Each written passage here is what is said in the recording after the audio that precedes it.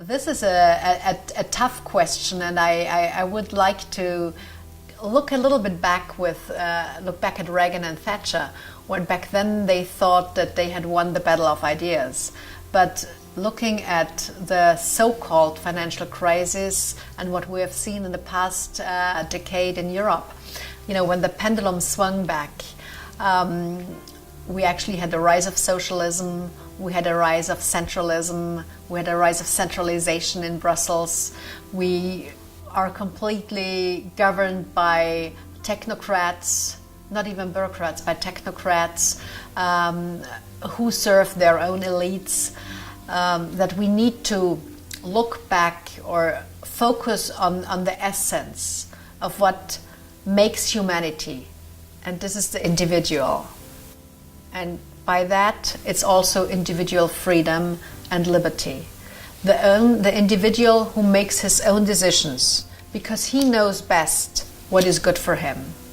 And if we do not allow that, we will lose the battle. So the point is to spread the word to as many people as possible. And by that, I would like to give you another example of a very successful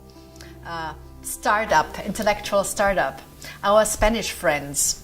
We started with one city as well, and now we're doing 5. And I'm sure they have plans to grow.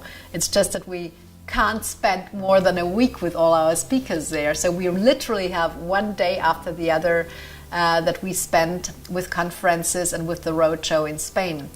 But the individuals there, the groups there, have found how important it is to also make the ties, look back in history, the School of Salamanca, what they delivered back then, and what a conservative government under President Aznar did, for example, with all those changes they started, which was then forgotten, but are now so important.